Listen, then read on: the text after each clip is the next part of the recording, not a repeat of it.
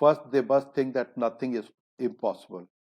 If a night watchman can become a professor, assistant professor, in that too in IIM Ahmedabad, then nothing is impossible. But they must be analytical thinker. They must think. They should listen to everybody, but they think that what is right, what is correct, what is the right path.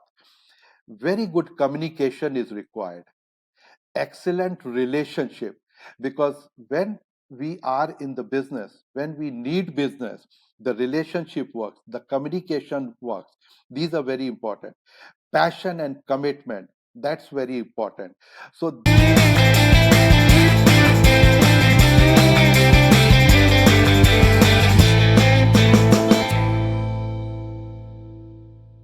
Hi, everybody, and welcome to another episode of The Angry Coach. Today, I am delighted to have Mr. Sanjeev Sharma along with me. Mr. Sharma is right now pursuing his passion of empowering people through Empower Pragati learning solutions. Prior to this, he's been a managing director and a CEO over a very long professional journey. I'll let Mr. Sanjeev introduce himself, and then we'll get deeper inside this. Mr. Sharma, over to you. thank you, Vivek. I started my career way back in 1979. I worked in India for 4 years, and Hindustan Levers was my last company prior to moving to Middle East. And in Middle East, I spent almost 33 years working for various companies in FMCG products, both durable and non-durable, covering the entire Middle East, Africa, and part of Europe. I have been a, recipient of NRI Achievers Award and Bharat Samman Pravasi Award. I have also done fire walking, nail walking, and glass walking during all these years.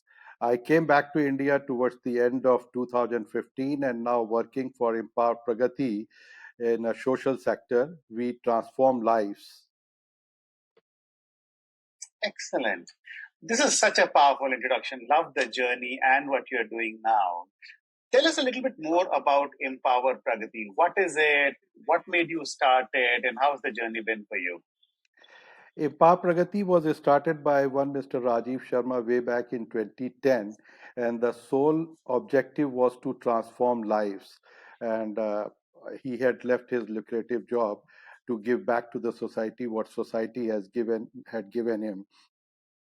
Now we do various government projects, we do CSR projects, we do paid training, we mobilize underprivileged students from villages, BPL students mainly, under various government schemes.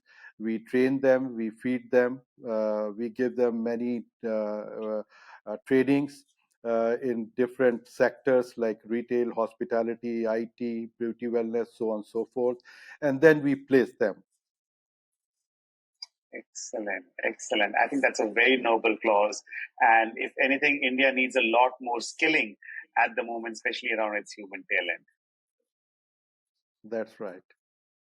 So, with that, I have to ask you my core question, which is as you do your work, what makes you angry? I must say it's a very good question, Vivek. I love it. And yeah, I would elaborate slightly different. In my view, there are four types of people, and we call it behavior greed. So, the first type of people, they are high ability, can do, high willingness, would do. So, they are the most successful people and they achieve everything.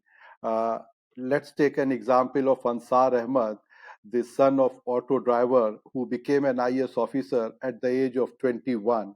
He is the youngest IS officer in India. Ranjit Ramachandran, a night watchman, he became assistant professor in IIM Ranchi. So they are the people who are high ability and high willingness, can do, will do. The second one is totally opposite, and they are the ones with low ability and low willingness. They are in majority, so we normally say let's not waste time with these people, because they are the people, as we say, that most of the people they die at the age of 20 and are buried at the age of 80. So they fall in that category. So we don't bother them. The third category comes low ability, can't do, high willingness, can do or will do. So they are the people like Arunima Sinha, who had lost both her legs in an accident, and she wanted to climb Mount Everest. Not only Mount Everest, she climbed seven Everest during her journey. Nick Yoti, he was born without arms and legs in Australia, and today he is one of the most popular motivational speaker. He can type 200 words in a minute. He can swim. He can attend phone. He is living in Los Angeles with his wife and three children. So they are the people, low ability, high willingness. Now comes the fourth one. They are high ability, low willingness. And they are the people who upset me more. They are the people who make me very, very angry because of their low willingness, because of their laziness, because of their negative attitude. In spite of having all the abilities, they do not rise. And they are the people who blame their failures to their parents, to the society, to political system, and the luck. We always say that luck is nothing but the marriage of opportunity and efforts. They get an opportunity, but they do not put an effort. So they are the people who make me very, very angry, to answer your I think question. I think it's a fantastic thought around it. So what I'm hearing from you is high ability but low willingness. Correct. That audience is something that makes you very angry, and they would always be blaming something else even though they can be doing a lot of these things themselves, right? Tell us more Absolutely. about these people. I mean, what do you think leads to low willingness? Why would they not be doing what they're doing? It's a negative attitude. It's a not willing kind of a people. And I have worked with many such people and is still working, to be honest. They I mean, if I can give an example, I used to work with a person who was working with us as finance manager. He was very, very capable, and he could have become CFO of a multinational company, but due to his laziness, due to his negative attitude, he remained what he was. So, this is more of an attitude which forces them, or laziness, which forces them not to do anything in spite of being all the abilities to achieve. So there's a certain negative attitude that starts creeping into people. There's certain, oh, what will happen? I don't know. And therefore, I will not put in that effort, which I can otherwise be putting in. Absolutely, absolutely. And what I'm also hearing from you is such people also get opportunities because they have that skill, they have that ability. But not taking that opportunity and maximizing it is something that pushes them down. You see, I put it this way, that everybody gets an opportunity. Everybody gets an opportunity. But it depends on people to take the opportunity with both the hands, utilize it, and grow. So, such people who, in spite of having opportunity, you see, when somebody doesn't have the ability, it still achieves a lot more. Like I said about Nick, I said about Arunima Sinha. But these are the people who, in spite of having all the abilities, whether you call it educational qualification or you call it an experience, but still they do not grow. And this is mainly because of their negative attitude. You see, what we say, that when the sun is rising in the morning, we say that light is coming after the darkness, but they are the people who always say that the world is moving towards the darkness. The darkness exists. The darkness exists in the absence of light. That's a very fair point. That's a very fair point. I'm curious about this one, and I think Sanjeev, being also in the people space, I'm very eager to learn from you on this one. Are there any stories where you've been working with such people and they've transformed themselves into high skill, high will people? Or what do organizations, what do managers, what do leaders, what do educationists, for example, need to do in order to transform that will of these people? What we normally do, I mean, I have done in my career, I first try to find out the reason. There could be various reasons. There could be office politics, there could be personal problems because of which they are not moving forward. So what we normally do, we first try to find out the issues. What are the issues? We try to explain them, give them pep talks, tell them that today they are here, they can grow here, here, here, they can go up to here. So we then uh, give them a lot of advices, try to understand their problems, give them solutions, and so on and so forth. Very interesting. So, what I'm hearing from you is the manager plays a very critical role here. Uh, Absolutely. because the way a manager deals with the situation will either make the person, help the person change, or just reinforce the beliefs and push him down further. You see, as a manager, it is our moral responsibility to understand both personal and official problem of an individual. Because I gave you an example of that accountant. So if we do not try to understand or do not try to find out the personal problem behind non-performing employees, then obviously we are not doing our job. Is as simple as that. You see, we have to lead from the front. We have to explain them. We have to show them the path how they can move in the right path. So that's what the manager says. It's a very fair thought. Now, at Empower Pragati, as you work with a lot of BPL or underprivileged children, how does this play out over there? I'm sure you've seen a lot of stories which are very success oriented. I'm sure you've also seen a lot of stories which are not so successful. So, how do you see this play out? What kind of people make themselves to the next level? What remain exactly over there? Uh, every time I have been going to our centers, I have been giving them, I have been sharing my own life lesson with them, explaining them that today they got an opportunity. Now they are the ones who have to put in efforts and achieve what they can or what many people have achieved so far in life. And it happens that okay, uh, x percentage they still don't bother, they remain where they are. Many students, they want that we should put up a factory next to their house and get them a job over there, whereas some of them, they have grown from, let's say we got them 10,000 rupees salaries per month, and they have grown to 65,000 rupees. They have got promotions within 1 year's time twice. So some of these students, BPL students, they do understand, they do listen, they do change themselves. So it's a basically, I would say, X percentage listens, accepts, and moves forward. There are candidates who have been saying that they learn how to speak in English, they learn how to behave in front of audience, and so on and so forth. Whereas some segment, they just remain where they are. Some segments just remain where they are. So what I'm hearing from you is there is a set of audience who will listen and who will start altering their behavior or things to suit what works. Right? Correct, And of course, you and others like you who come to your centers would be sharing experiences, would be sharing examples, and that allows people to improve. correct.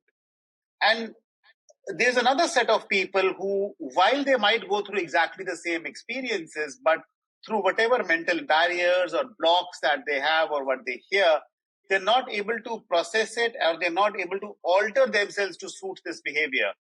And that just takes them on a different trajectory. Is that correct? Very true, because you see, we always say that if a trainee is ready to learn, the trainer would be there. But if trainee is not ready at all and the negative attitude does not leave them, you see, it's a negativity is something which is, I always say, is a very, very strong, powerful tool and which keep bothering people all the time. So unless they try to overcome that negativity with positivity, then things would move.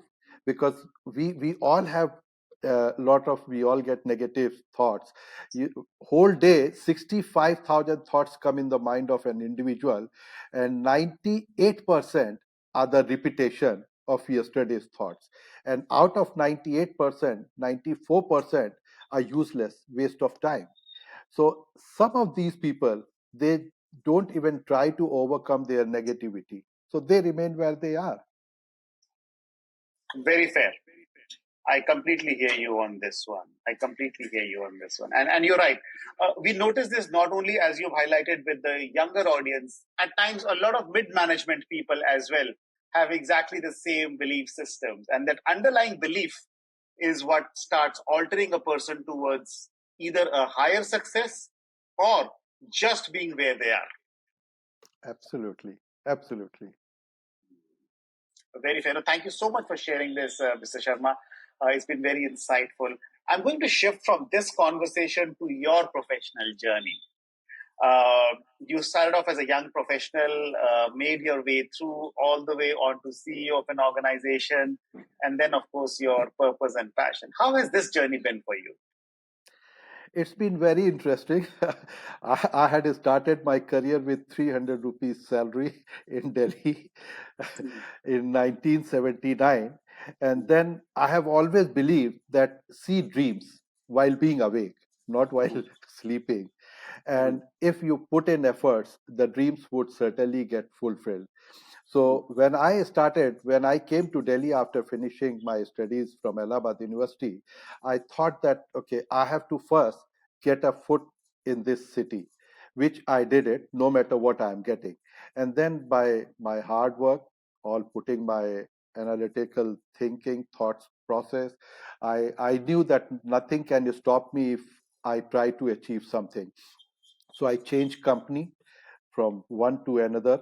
And then finally, as I said, my last company was Hindustan Lever, and I always wanted to go to Middle East. So I went to Oman in 83, and then from Oman I went to Dubai in 85. And then there has never been a stopping. I never looked back. And whatever I wanted in life, whatever dreams I have been seeing, I have been fulfilling all my dreams one after another. And as I said, that probably all those reasons got me those prestigious awards also in my career. During my career path, I have whatever I touched became gold. So I have launched many durable and non-durable consumer products in various countries, and I still have. I have always believed in making friends. I have always believed in relationship.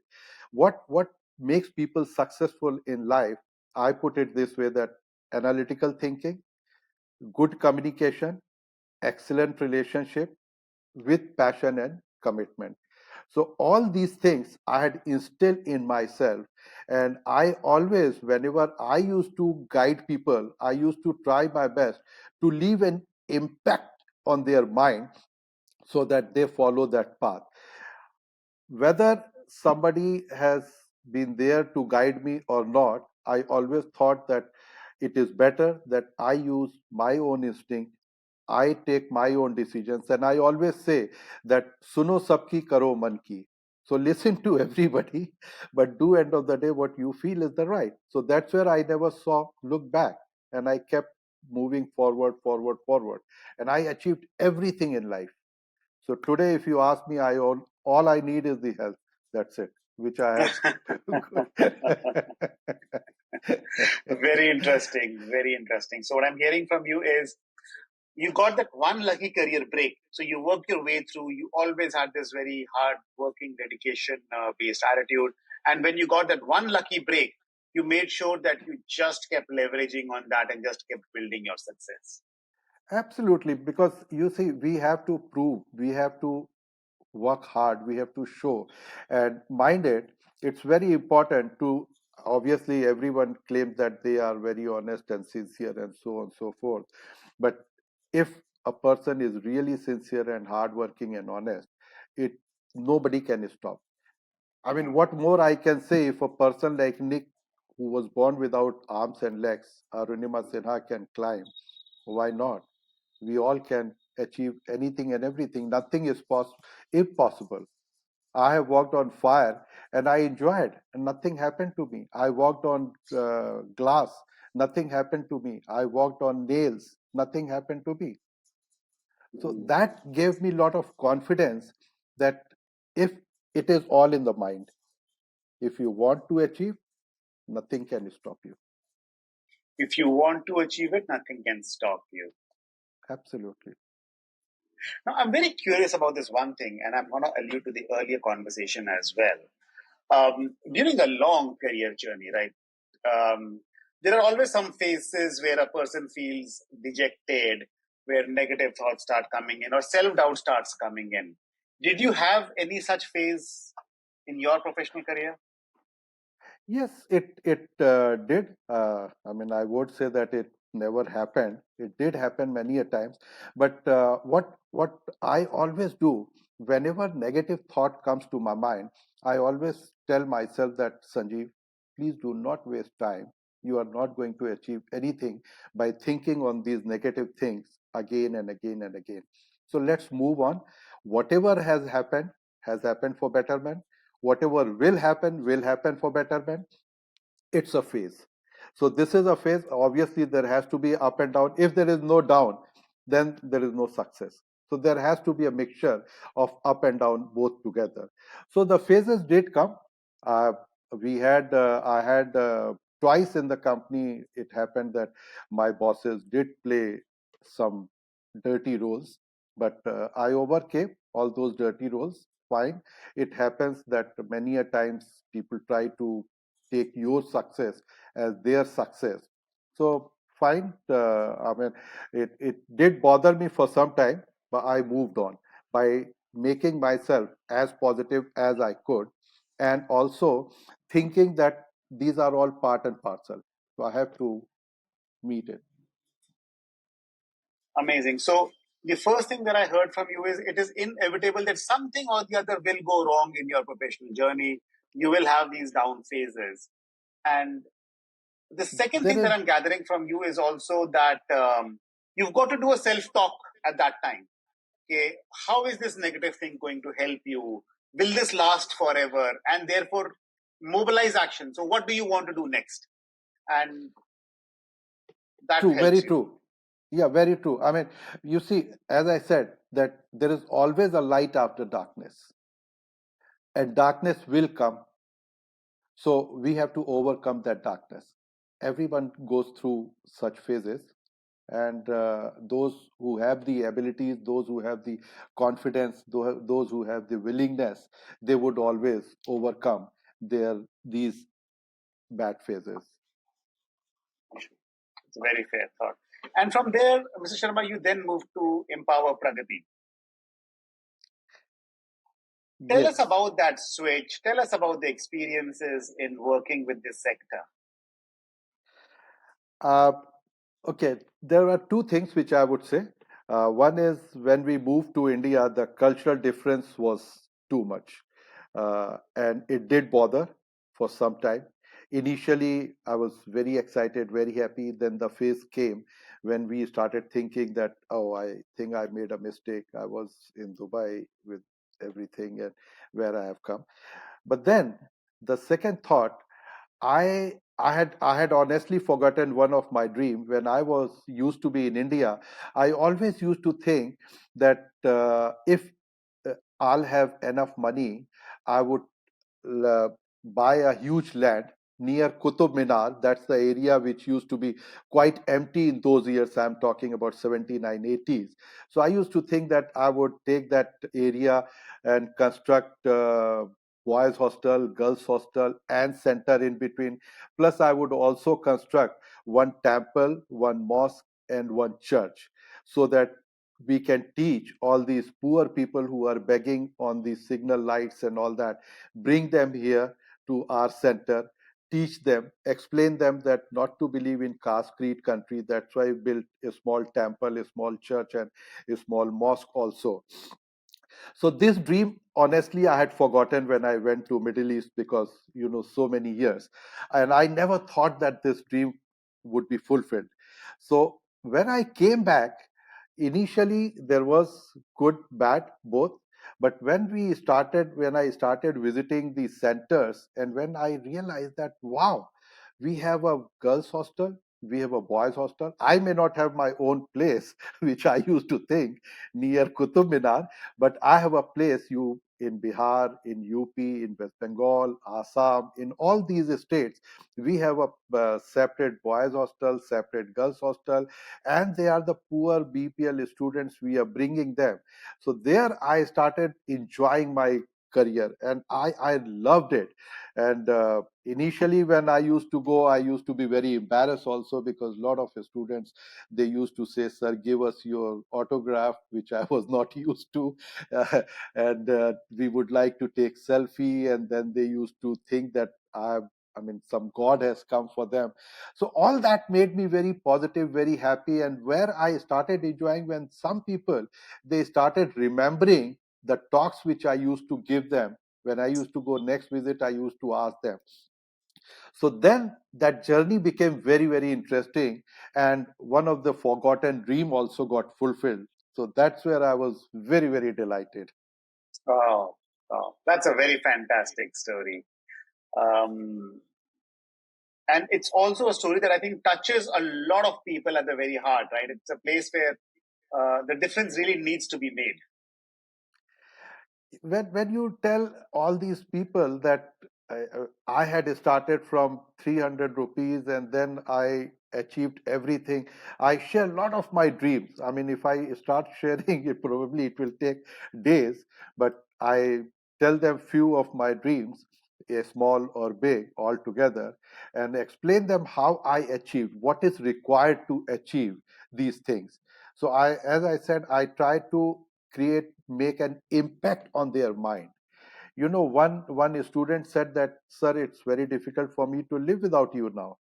So that was an impact on his mind. That's the impact. Very famous impact. I agree. I'm I've never worked with this sector, and therefore I'm a little curious about people who are BPL and who need skilling. Right, technology is playing a very big role in skilling a lot of people in a lot of different areas.